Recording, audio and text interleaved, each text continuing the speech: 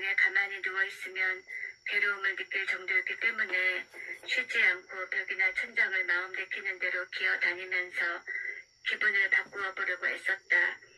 이것을 알게 된 그레테는 그레고루가 될 수 있으면 넓은 곳에서 기어다닐 수 있도록 그레고루가 여기저기 찐득거리는 점액을 묻혀놓은 가구를 치우기로 했다. 그래서 그레테는 어느 날 아버지가 모르게 어머니를 동원했다. 그레고루의 어머니는 아들을 본다는 생각에 기뻐서 어쩔 줄을 모르고 달려왔으나 그레고루는 변해버린 자기 모습을 보일 수가 없어서 소파 위 흙잎을 속으로 숨어버렸다. 한편 그레테를 따라온 그의 어머니도 얼마 전부터 아들의 방에 와 보고 싶어 했으면서도 아들의 모습을 볼 용기가 나지 않는지 오히려 소리를 죽여가며 딸과 함께 방 안의 가구들을 조심스럽게 옮기기 시작했다. 이 머리장은 그대로 남겨두는 것이 좋겠다. 가구를 모두 옮겼다고 그레고루가 안 좋아할지도 모르잖니. 머리장이 없는 텅 빈 벽을 보니 몹시 허전하구나. 그레고루도 방 안이 텅 비게 되면 틀림없이 쓸쓸함을 느끼게 될 거야. 그레고루는 어머니의 목소리를 듣고 몹시 고민했다. 가구가 모두 없어져 방 안이 텅 빈다면 기어 다니기가 훨씬 좋겠지만 인간이었던 자기의 과거를 모두 잊어버리게 될지도 모르기 때문이었다. 그러나 누이 동생의 생각이 그렇지 않아 서운했다. 누이 동생은 어머니의 충고를 따르려고 하지 않았다. 그리하여 어쩔 수 없이 머리장을 방 밖으로 옮기고 이번에는 책상을 옮기기 시작했다. 그레고루는 고민 끝에 결국 방 안의 자기의 물건들을 모두 빼앗길 수는 없다고 생각했다. 그래서 두 사람이 책상을 끌고 나간 틈에 그레고루는 재빨리 소파 밖으로 기어 나와서 어디로 갈까 망설이면서 방향을 4번 바꾸며 기어 다녔다. 그때 텅 빈 방의 벽에 그림 하나가 걸려 있는 것이 눈에 띄었는데 온통 털 가죽으로 몸을 감싼 뚱뚱한 여자의 모습이었다. 재빨리 기어 올라가서 액자의 유리 위에 몸을 찰싹 붙였다. 후끈거리던 배가 시원해서 기분이 좋았다. 다른 것은 다 빼앗겨도 그림만은 빼앗기지 않을 생각에서였다. 두 사람은 오래지 않아 다시 돌아왔다. 자, 이번에는 무엇을 끌어낼까요? 그레테가 어머니의 몸을 한 팔로 껴안고 서서 방 안을 둘러보며 말했다. 그때 그림에 붙어있던 그레고루와 그레테의 시선이 마주쳤다. 그러나 그레테는 어머니가 놀랄까봐 마음을 차분히 가라앉히며 말했다. 어머니, 잠깐 동안만 안방으로 들어가 계세요. 그러나 그레테의 말은 도리어 어머니를 불안하게 만들었다. 그레고루의 어머니는 방 안을 둘러보다가 꽃무늬 벽지 위에 크고 누런 반점을 보고 그것이 그레고루인 줄 알고 어머나, 아이고 머니 하고 날카로운 비명을 울리며 소파 위에 쓰러지더니 그만 움직이지 못했다. 어머나, 오빠!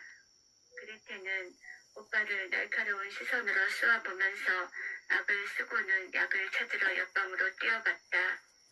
이것을 본 그레고루는 전처럼 누이 동생에게 어떤 충고라도 해줄 수 있을 것 같아 그녀를 따라가기는 했으나 충고는커녕 그레테 뒤에 멍하니 서 있을 수밖에 없었다.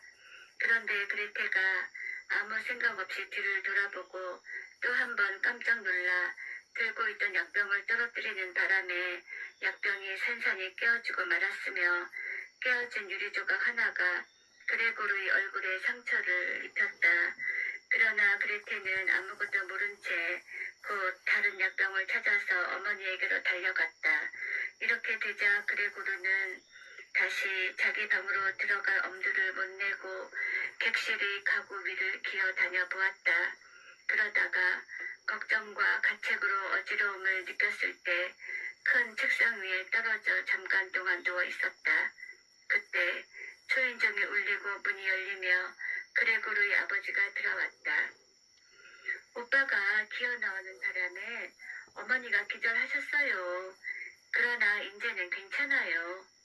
네, 그럴 줄 알았다. 내가 항상 말하지 않더냐. 그런데도 엄마와 너는 들을 생각을 안 더니 이 꼴을 당했구나. 그레고르는 자기가 난폭한 짓을 했다고 아버지가 오해하고 있다는 사실을 알게 되었다. 그는 자기 방으로 가야 된다고 생각하고 먼저 자기 방의 문에 몸을 바싹 붙였다. 그런데 이미 거실에 들어온 아버지가 아! 하고 외쳤다. 그레고르는 그 소리에 아버지를 쳐다보았다. 그럴 수밖에 없는 것이 아버지는 금단추가 달린 푸른 제복을 입고 제모에는 노란 금실로 큰 글자가 수놓아진 것으로 보아 어느 때부터인가 생활비를 벌기 위해 은행의 수위나 사원으로 들어간 것이 분명했다. 제모를 내던진 그레고르의 아버지는 못마땅하다는 듯이 얼굴을 찌푸리고 그에게로 다가왔다.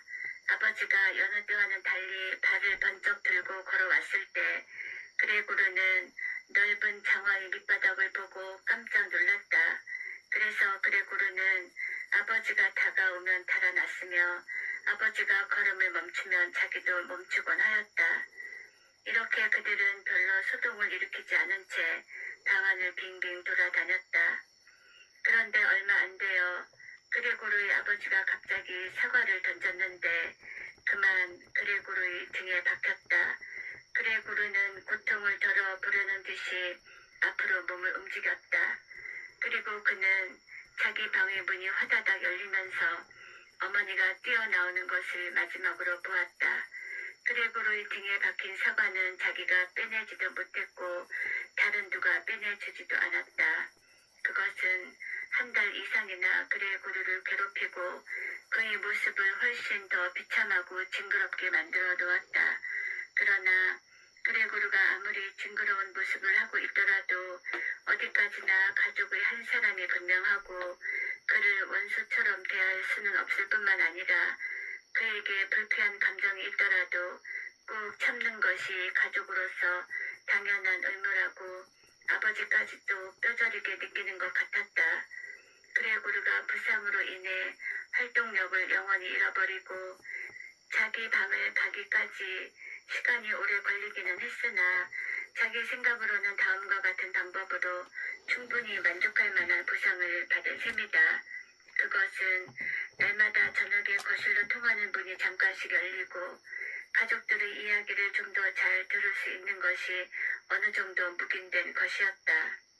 아버지는 저녁 식사를 끝내면 곧 안락의자에 앉아 잠이 들었고 어머니와 그레테는 서로 조용히 하라고 했으며 어머니는 어느 양장점의 일을 밤이 늦도록까지 하는가 하면 그레테는 여 점원보다 더 좋은 취직 자리를 얻기 위해 속기술과 프랑스어를 공부하고 있었다. 이렇게 모두 시달리고 지친 가족들 중에서 그레고르를 누가 돌보아줄 수 있겠는가.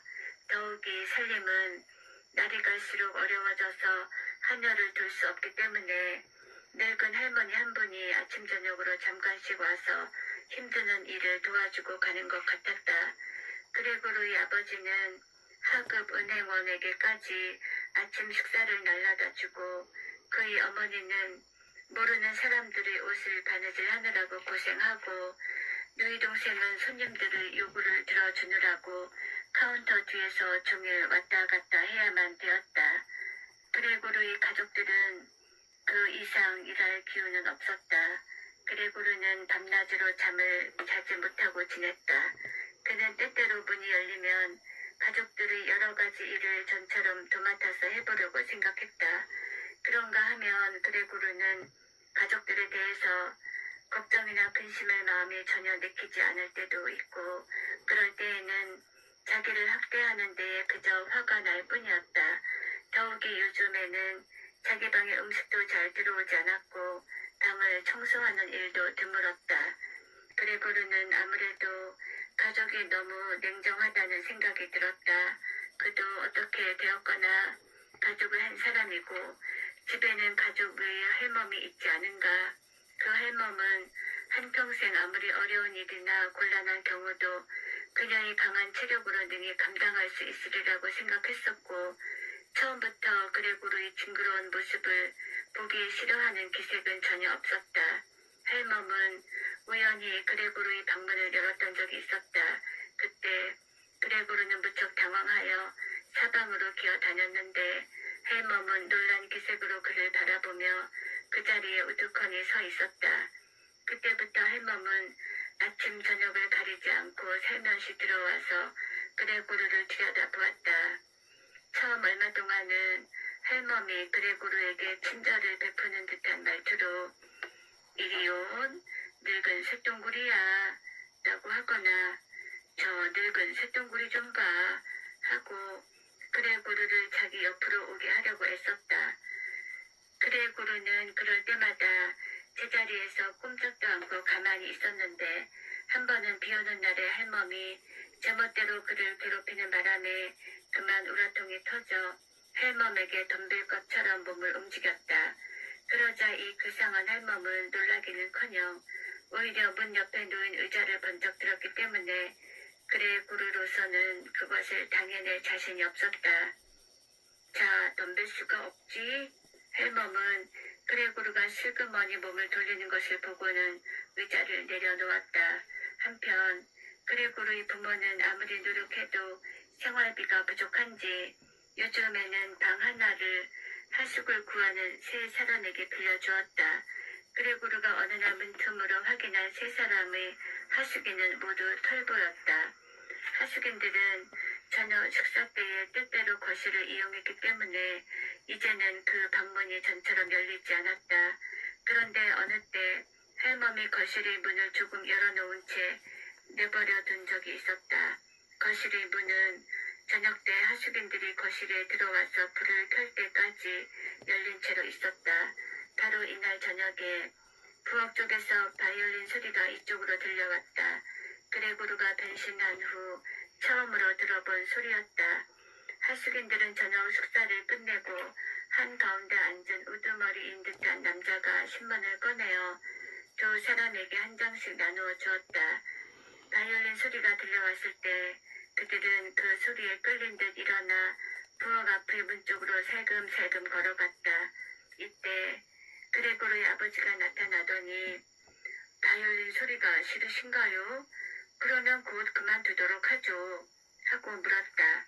그러자 하숙인 하나가 아니요, 천만에요.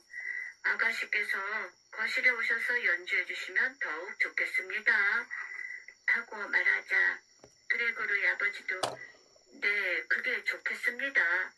하고는 침착하게 연주할 자세를 갖춘 그레테를 데려왔다. 그레테가 바이올린 연주를 시작하자 그레고르는 바이올린 소리에 이끌려 자기도 모르게 거실 쪽으로 머리를 내밀고 있었다. 그러나 거실에서는 모두들 바이올린 소리에 정신이 팔려 있어서 아무도 그레고르를 발견하지 못했다. 하숙인들은 처음에는 두 손을 바지 주머니에 넣고 그레테의 바로 뒤에 앉아서 듣고 있었으나 곧 바이올린 연주에 실증을 내더니 한눈을 팔기 시작했다. 그레고르는 그레테 옆으로 기어가서 그녀의 치맛자락을 끌어당겨 바이올린을 가지고 자기 방으로 왔으면 하는 뜻을 알리려고 했다. 자기만큼 그레테의 바이올린 연주를 칭찬해주는 사람이 없었기 때문이었다. 바로 그때였다. 잠자시!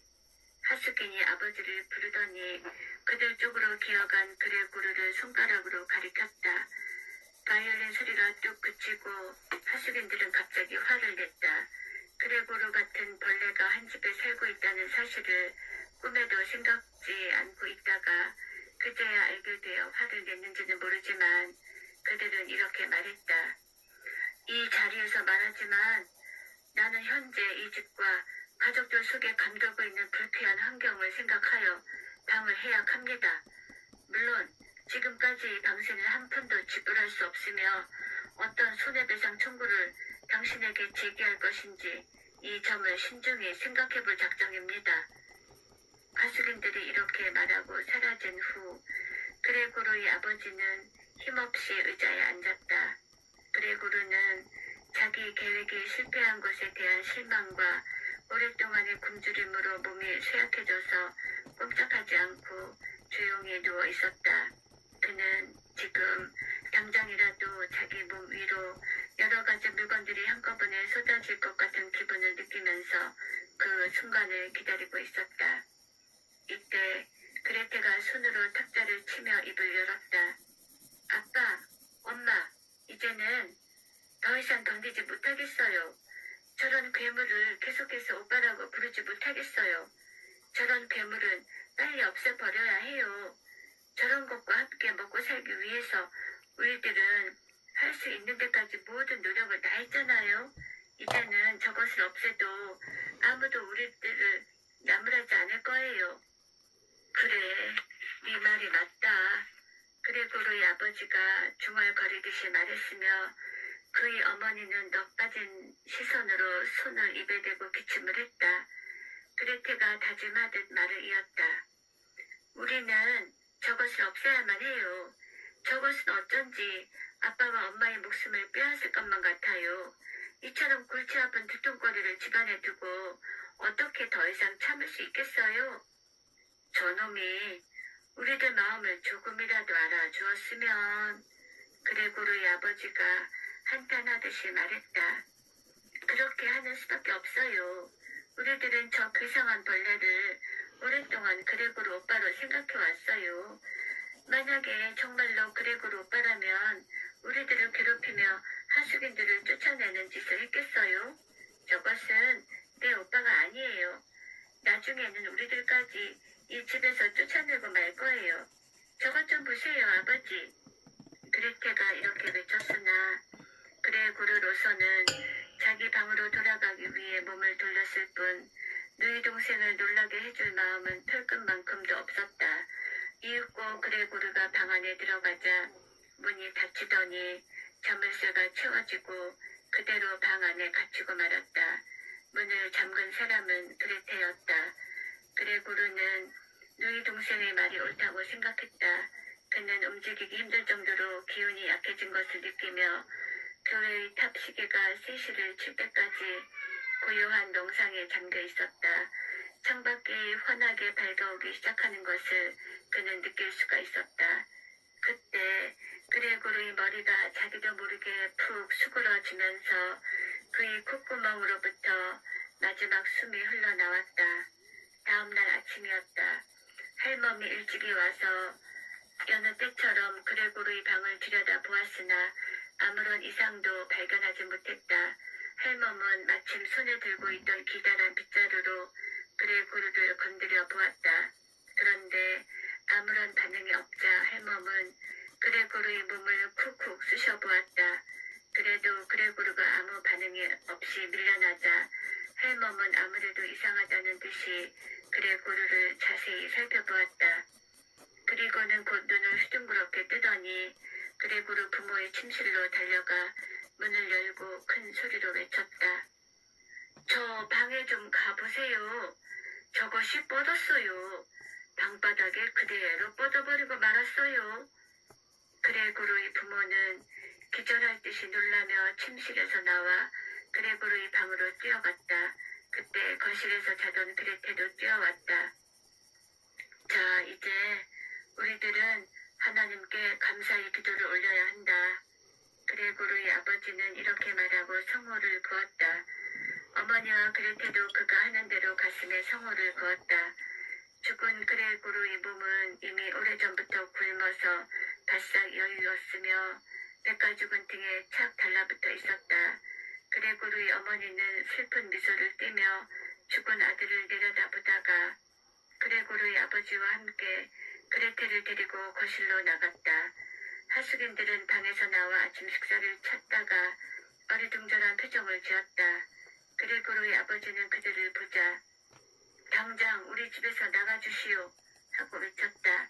하숙인들은 그의 갑작스러운 요구에 잠깐 어리둥절하다가 고개를 끄덕였다. 알았습니다. 곧 나가도록 하죠.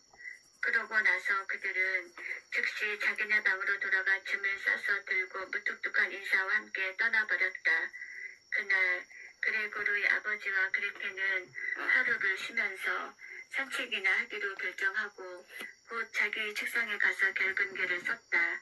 할멈은 아침 일이 끝났으니 돌아가겠다고 하면서도 나가지 않고 우물쭈물하고 있었기 때문에 왜 가지 않고 꾸물거리고 있어? 하고 그레고르의 아버지가 물었다. 할멈은 문 옆에 서서 마치 가족들에게 반가운 소식을 전해주려는 듯이 미소를 띄었다. 저 옆방에 있는 그것을 치울 걱정은 하지 않으셔도 돼요. 제가 벌써 치웠습니다. 할멈은 이렇게 말했다. 할멈이 집을 나서자 그레고르의 아버지는 할멈이 저녁에 오면 아주 내보내버려 하고 말했으나 그레고르의 어머니와 그레테는 아무런 반응이 없었다. 애써서 얻은 마음의 안식이 할멈으로 인하여 다시 물거품으로 돌아갈 것처럼 생각되었기 때문이다. 그레고르의 어머니와 그레테는 창문 가까이 가서 서로 부둥켜 안고 있었다. 그레고르의 아버지는 의자에 앉은 채 두 사람에게로 몸을 돌리더니 조용히 쳐다보고 있다가 자, 잊어버려. 지난 일을 생각해서 뭐하나? 이제는 나도 좀 편안해지고 싶어. 하고 사정했다. 그들은 모처럼 함께 집을 나섰다. 몇 달 만에 전차를 타고 교회로 향했는데 전차의 손님은 그들 가족뿐이었다. 따뜻한 햇볕이 차창을 통해 그들을 비추어 주었다. 그들은 편한 자세로 몸을 기대고 앞으로의 일에 대해서 이야기했다. 가만히 생각해보면 그들의 앞날에 희망이 전혀 없는 것도 아니었다. 왜냐하면 이제까지 서로 물어볼 기회가 없었지만 이렇게 서로 이야기해보니 세 사람의 직업은 매우 훌륭했으며 특히 앞으로는 더욱 희망이 있을 것처럼 느껴졌다. 우선 당장의 집안 환경을 바꾸는 것인데 그것은 이사를 함으로써 쉽게 해결될 것 같았다. 그들은 그레고르가 택한 현재의 집에서 계속 살아왔던 것이다. 그런데 앞으로 현재의 집보다 싸고 위치도 좋고 실용적인 주택을 택하기로 했다. 그들이 이렇게 이야기하고 있는 동안 그레고르의 부모는 딸이 점점 활기를 띠는 모습을 바라보다가 거의 동시에 같은 것을 눈치챘다. 즉 그레테는 요즘 얼굴빛이 창백해지도록 모든 고생을 했지만 이제는 제법 예쁘게 피어나는 모습이 되어가는 것을 동시에 눈치챘던 것이다. 그레고르의 부모는 말도 하지 않고 그레테에게 이제는 슬슬 좋은 신랑감을 얻어주어야 할 때가 왔다고 생각했다. 전차가 마침내 목적지에 이르렀을 때 딸이 제일 먼저 일어나 젊고 싱싱한 육체를 뽐냈다. 딸의 모습이 그레고르의 어머니에게는 그들의 새로운 꿈과 아름다운 계획을 일러주는 것처럼 보였다. 카프카의 변신 읽어드렸습니다. 어느 날 아침 갑자기 눈을 떴는데 내가 커다란 벌레로 변해 있다면 어떤 일이 벌어질까요? 그리고 우리 가족 중에 누군가가 이상한 벌레로 변한 모습을 하고 있다면 우리는 어떻게 해야 될까요? 그런 일은 없겠지만 여러 가지를 생각하게 해주는 그런 소설이었습니다. 오늘도 들어주셔서 감사합니다. 편안한 밤 되세요.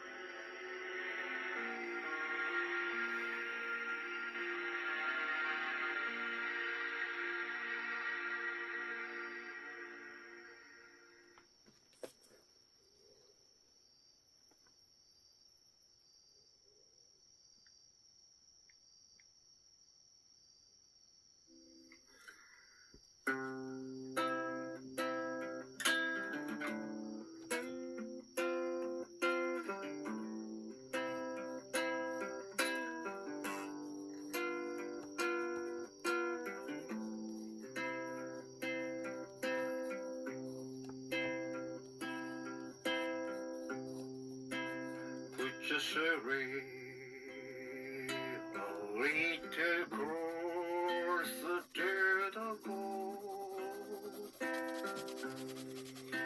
Our feet tenderly together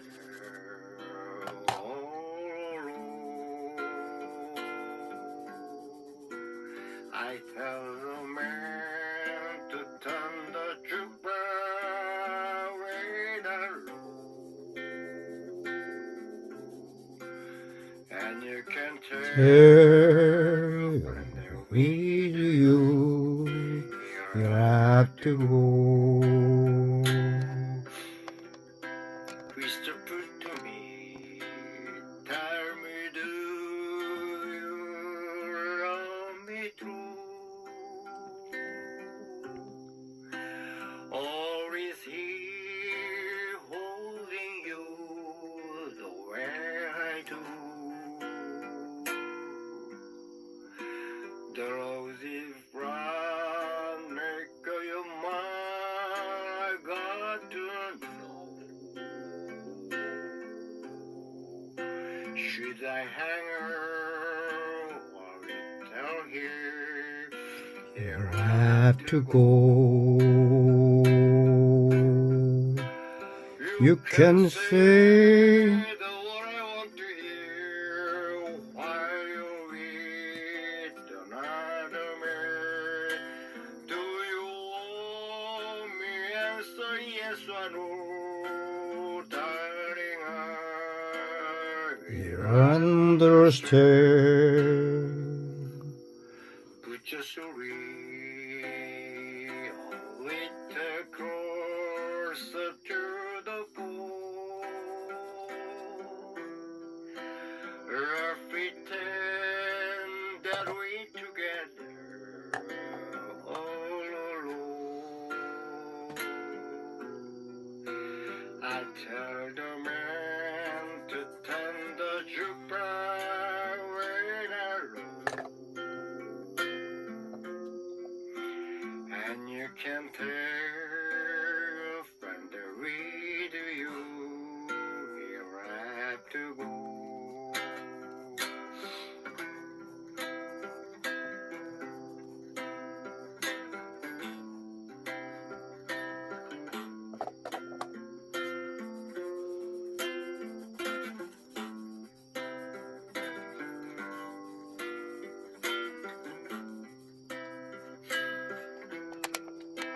You can say the wrong I want to hear while you're with another man.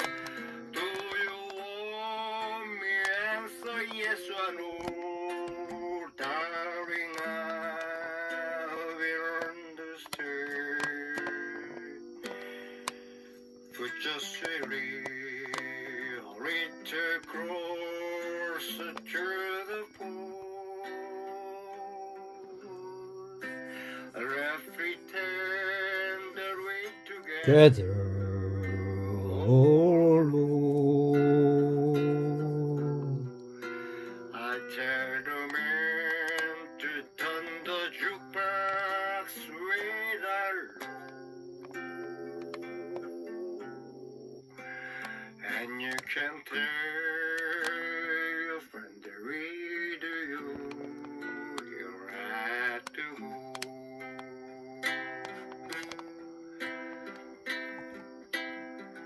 Should I hang?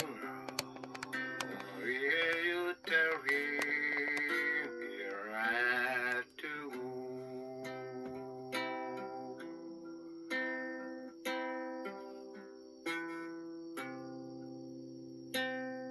Here have to go.